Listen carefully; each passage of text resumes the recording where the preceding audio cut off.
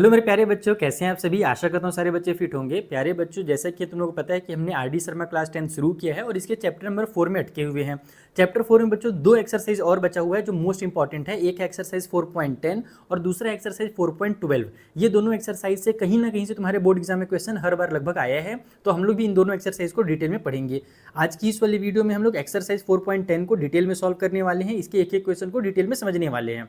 तो अगर तुम लोगों ने पिछले वीडियोस नहीं देखे या तुम्हें अगर नेक्स्ट वीडियो चाहिए तो तुम्हें इसी चैनल पे ना प्लेलिस्ट वाले सेक्शन में चले जाना। वहाँ पर तुम्हें सारे वीडियोस मिल जाएंगे जो मैंने पहले बनाए हैं या जो मैं आगे बनाऊंगा।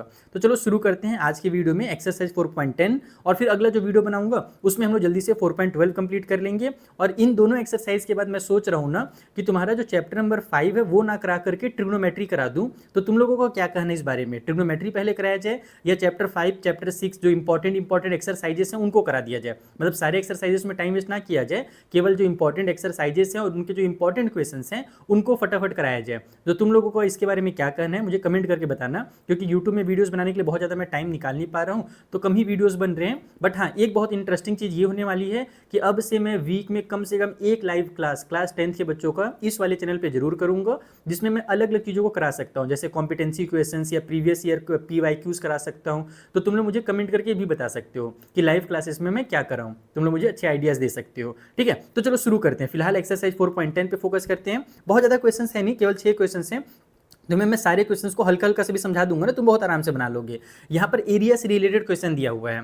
पहला क्वेश्चन से स्टार्ट करते हैं कि क्या ये पॉसिबल है डिजाइन करना एक rectangular mango grove whose length is twice its breadth and the area is 800 metre का स्क्वायर। यानी कि हमें एक मैंगो ग्रोव वो करना है, डिजाइन करना है, लेकिन कंडीशन ये रखा गया है कि उसका जो लेंथ होगा ना वो ब्रेथ का डबल होना चाहिए और जो एरिया है वो 800 मीटर का स्क्वायर होना चाहिए। तो क्या ये पॉसिबल है? अगर है पॉसिबल तो बताइए लेंथ और ब्रेथ क्या होगा फिर। तो इसे कैसे करना है चलो मैं तुम्हें डिटेल में कॉपी में समझा देता हूँ। तो देखो बच्चों, सबसे पहले तो यहाँ पर जो ब्रेथ है उसे हम लोग मान लेते हैं कि वो x मीटर होगा। तो अगर ब्रेथ x है तो क्वेश्चन में क्या बोला गया था कि जो लेंथ होना चाहिए, जो लेंथ होना चाहिए वो कितना होना चाहिए, वो ट्वाइस होना चाहिए ब्रेथ का। तो जो लेंथ होगा वो x का डबल हो जाएगा, यानी कि 2x हो जाएगा। और साथ ही साथ हमसे ये भी बोला गया था अकॉर्डिंग टू क्वेश्चन कि जो एरिया है ना, जो एरिया निकल करके आए वो एरिया तुम्हारा 800 मीटर का स्क्वायर निकल करके आ जाए। तो एरिया कैसे निकलता है रेक्टेंगल का? एरिया निकालने के लिए हम लोग क्या करते हैं, लेंथ इंटू ब्रेथ करते हैं। लेंथ अपने पास 2x है और ब्रेथ हमारे पास 1x है, तो ये हो जाएगा 2x मल्टीप्लाई में 1x और इक्वल की उस साइड में 800। अब तुम्हें बस यही चेक करना है कि क्या यहाँ से x की वैल्यू हमारी निकल करके आ रही है कि नहीं आ रही। बस सिंपल से इतनी से काम करना है। तो ये हो जाएगा तुम्हारा 2x का स्क्वायर इक्वल की उस साइड में 800। तो x का स्क्वायर अगर हम निकालेंगे तो 2 उधर जाकर के डिवाइड हो जाएगा, तो 800 डिवाइड बाई 2 करोगे तो 400 हो जाएगा।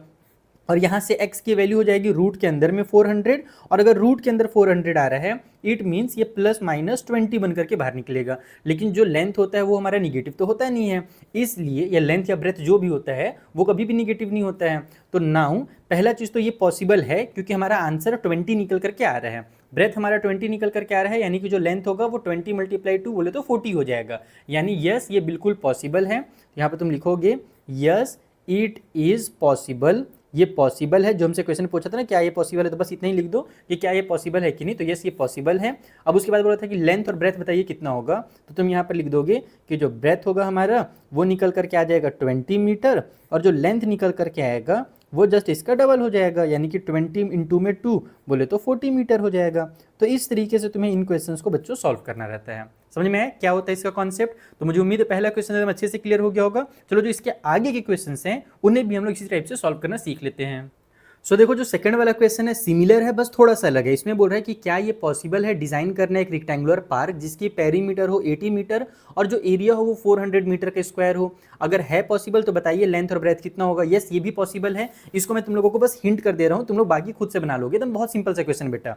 पहला चीज तो तुम यहाँ पर वही काम करो कि लेंथ और ब्रेथ को एक्स और वाई मान लो, क्योंकि दोनों के बीच का कोई डायरेक्ट कनेक्शन यहाँ पर दिया हुआ नहीं है, यानी कि दोनों के बीच का कनेक्शन पेरीमीटर और एरिया के फॉर्म में दिया है, बट ऐसा डायरेक्ट कनेक्शन नहीं बोला जैसे पिछले वाले में था कि ट्वाइस हो या हाफ हो, इस टाइप से चीज़ों को नहीं बोला गया है। तो अगर मान लेते हैं यहाँ पर जो लेंथ है ना, लेंथ को तुम लोग x मान लो और ब्रेथ को तुम लोग y मान लो। बोलोगे सर ये तो दो वेरिएबल हो जाएगा, टेंशन ना लो, अभी मैं एक वेरिएबल बता देता हूँ कैसे बनेगा। लेंथ को x मान लिया, ब्रेथ को y मान लिया। पेरीमीटर निकालने के लिए क्या होता है बेटा, 2 इंटू लेंथ प्लस ब्रेथ होता है, तो इसका वैल्यू बोला गया है 80। इस तरीके से इसका वैल्यू 80 बोला गया है। तो यहाँ पर से हमारे पास लेंथ और ब्रेथ के बदले में हम लोग x और y लिख लेता हूँ मैं।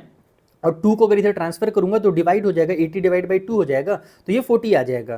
तो यहाँ से x का वैल्यू हो जाएगा 40 माइनस में y, ये x का वैल्यू निकल कर क्या आ गया ना। अब दूसरा पार्ट जो बोल रहा है जिसमें एरिया बोला गया है यानी लेंथ इंटू ब्रेथ बोला गया है कि वो हमारा 400 होना चाहिए। तो अब तुम यहाँ पर बस काम ये करो कि ये x मल्टीप्लाई वाई, फिर से इसको भी लिख लो लेंथ और ब्रेथ के बदले में। तुम चाहो तो l और b का यूज भी कर सकते हो, जरूरी नहीं कि x और y ही यूज करें, हम l और b वेरिएबल भी यूज कर सकते हैं। अब x के बदले में तुम यहाँ पर बस यही 40 माइनस में y लिख दो, तो 40 माइनस वाई का मल्टीप्लाई y से होगा और इक्वल टू साइड में 400 आ जाएगा। बस यहीं से तुम इसका मल्टीप्लाई करना ब्रैकेट ओपन करके, तो ये क्वाड्रेटिक इक्वेशन बन जाएगा और वहां से तुम्हारा y का वैल्यू निकल जाएगा और फिर उस वैल्यू को पुट करके कहीं पर भी तुम x का वैल्यू निकाल सकते हो, जैसे यहाँ पर पुट कर देना। तो इस तरीके से इस क्वेश्चन को सॉल्व करना है। बेसिक सा क्वेश्चन है, मुझे उम्मीद है ये भी तुम्हें समझ में आ गया होगा। अब मैं चलता हूँ जो सबसे इंपॉर्टेंट क्वेश्चन इस एक्सरसाइज का, जो दो बार बोर्ड एग्जाम में आ चुका है, वो है क्वेश्चन नंबर 3। इसे समझते हैं। Sum of the area of 2 square is 640 metre का स्क्वायर, यानी कि 2 स्क्वायर्स हैं और उनके एरिया का अगर सम किया जाए तो वो इतना निकल कर के आ रहा है, एंड डिफरेंस किया जाए अगर उनके पेरीमीटर का तो वो इतना निकल कर के आ रहा है।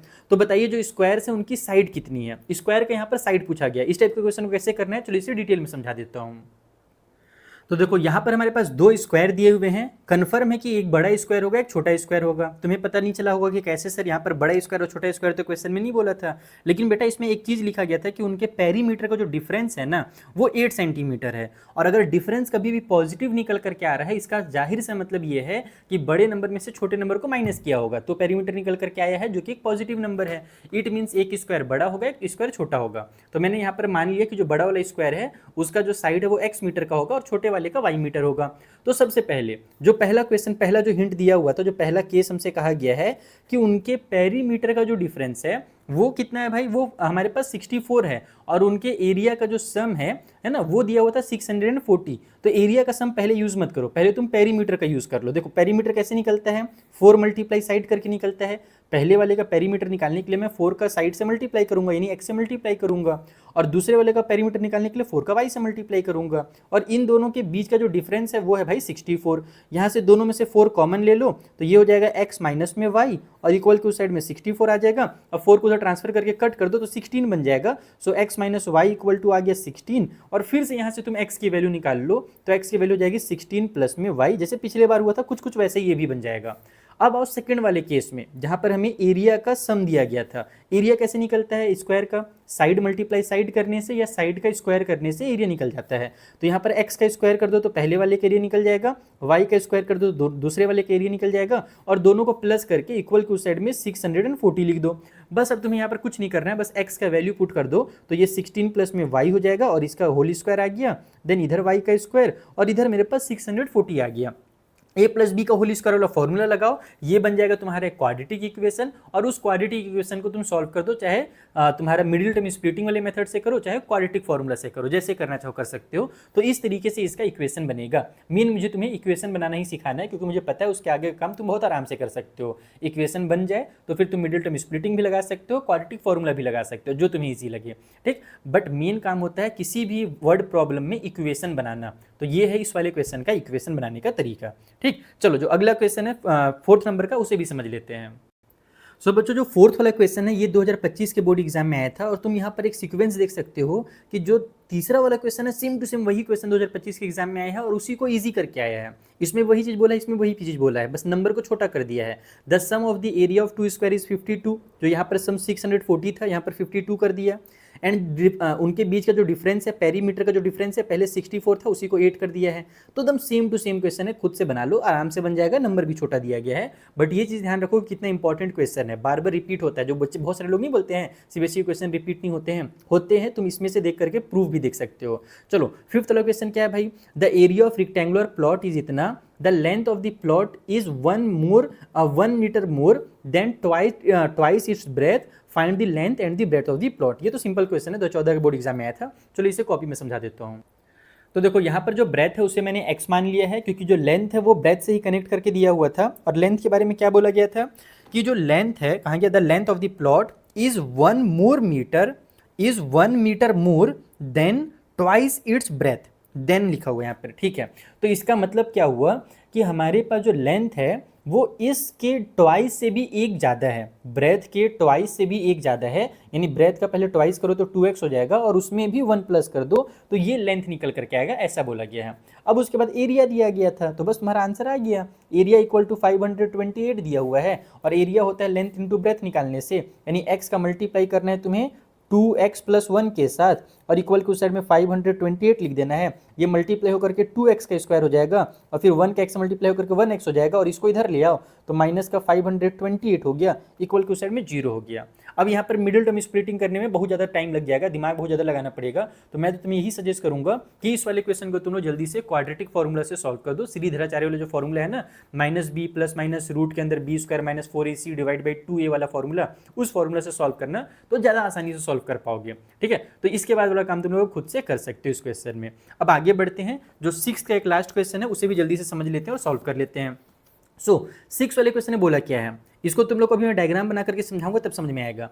इन the centre of rectangular lawn of dimension 50 metre multiply 40 metre a rectangular pond has to be constructed so that the area of the grass surrounding the pond would be 1184 metre का square. Find the length and breadth of the pond. आपको length और breadth बताना है pond का कितना होगा। अब इसका कॉन्सेप्ट क्या है, चलो इसको मैं डायग्राम के थ्रू तुम्हें डिटेल में समझा दूँ।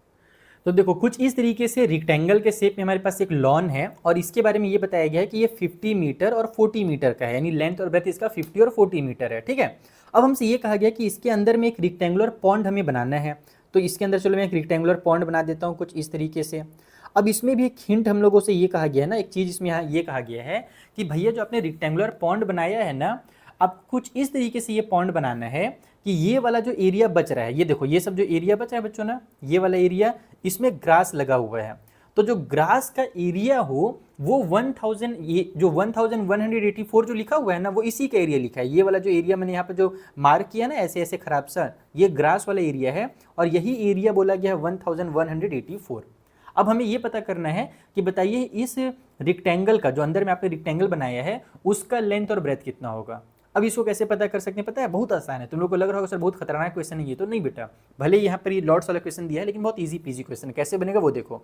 सबसे पहले कि ये जो हमारे पास पार्ट बचा हुआ है, तुम इस टाइप के डायग्राम को क्लास 8th में भी पढ़ चुके हो। बहुत सारे बच्चे बोलेंगे कब पढ़े सर, हाँ बेटा क्लास 8 में तुम लोगों ने पढ़ा होगा, अगर तुम्हें RS अग्रवाल का बुक पढ़ा होगा तो।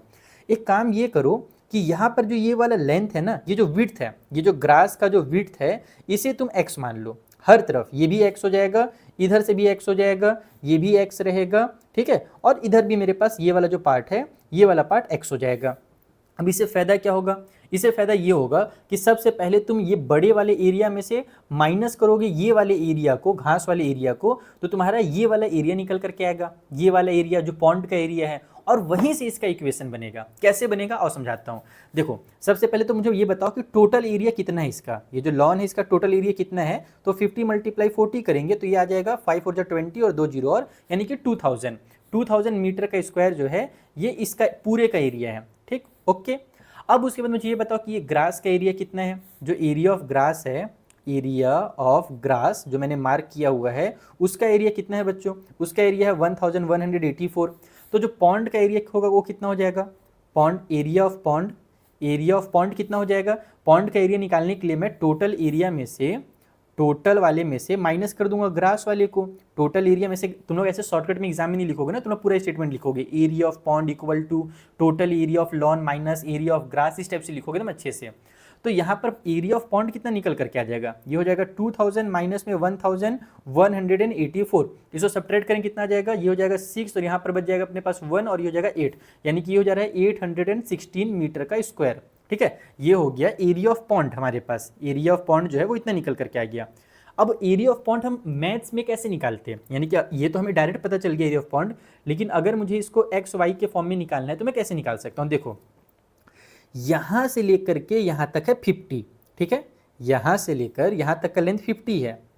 अब ये वाला लेंथ कितना होगा वो तुम मुझे बताओ। देखो बेटा इधर से ना मेरा x माइनस हो जा रहा है, यहाँ से लेकर यहाँ तक x है, देखो ना यहाँ से यहाँ तक मैंने x मार्क किया है, इट मीन्स यहाँ से यहाँ तक x है, और वैसे ही यहाँ से लेकर के यहाँ तक इसके सिधाई तक ये वाला पार्ट भी x है।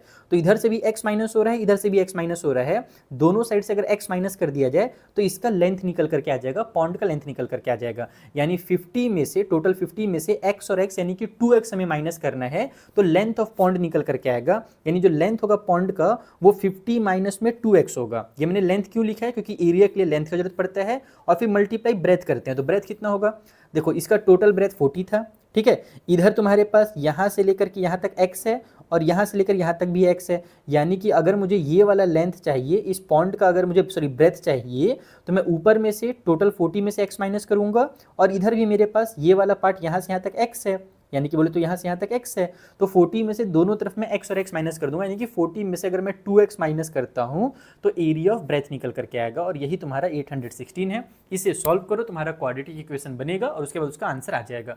तो इस तरीके से तुम्हें एक्सरसाइज 4.10 कंप्लीट करना था। मुझे उम्मीद है तुम्हें अच्छे से समझ में आ गया होगा। केवल 4.10 नहीं बच्चों, मैं पूरा का पूरा सिलेबस बच्चों को कंप्लीट करा रहा हूँ अपने बैच में। अगर तुम मेरे बैच को ज्वाइन करना चाहते हो तो डिस्क्रिप्शन में मैंने लिंक दे रखा है सब्सक्रिप्शन का, वहां से जाकर के तुम मेरा बैच भी ज्वाइन कर सकते हो। और मेरे बुक में अभी ताबड़तोड़ डिस्काउंट चल रहा है, तो जल्दी से जाकर के तुम लोग मेरा बुक भी ऑर्डर कर सकते हो, जो कि क्लास 10th का क्वेश्चन बैंक है। बनवाया मैंने उसे 2026 में था, इसीलिए उसमें 2026 लिखा हुआ है। लेकिन जो बच्चे उस बुक को लेंगे ना, उनको मजा आ जाएगा पढ़ने में, क्योंकि उसमें मैंने जितने भी क्वेश्चंस रखे थे सारे के सारे क्वेश्चंस का सेम पैटर्न रखा है, जो 2027 के भी तुम्हारी साल बोर्ड एग्जाम में काम आएगा। उसमें मैं अगर कुछ नया ऐड भी करता, अगर कोई नया एडिशन भी लाता ना, तो केवल और केवल उसमें मैं 2026 का जो क्वेश्चन पेपर है वो ऐड करता, और कुछ ऐड करता नहीं, बस उसका प्राइस बढ़ा देता। तो मैंने सोचा प्राइस बढ़ाने से बढ़िया है उसी बुक को बच्चों को प्रोवाइड कराया जाए, कुछ नया ऐड करने से बढ़िया है उसे ही दे दिया जाए। बाकी तुम्हें अगर 2027 का क्वेश्चन पेपर चाहिए रहेगा तो उसमें मेरा व्हाट्सअप नंबर दिया हुआ है, तो मेरे व्हाट्सअप में मैसेज कर देना कि सर हमने बुक लिया है, हमें क्वेश्चन पेपर दे दीजिए, तो मैं आपको 2026 का जो क्वेश्चन पेपर था बोर्ड एग्जाम का वो प्रोवाइड करा दूंगा। ठीक है, चलो बाकी तुम्हें अगर मेरे बैच में पढ़ना है, जहाँ पर मैं एकदम डाउट क्लियरिंग सेशन भी कराता हूँ, तो उस बैच का लिंक भी डिस्क्रिप्शन में है, वहाँ से जा करके तुम मेरा अर्जुन बैच ज्वाइन कर सकते हो। मिलते हैं बच्चों नेक्स्ट वीडियो में, टेक केयर, बाय बाय।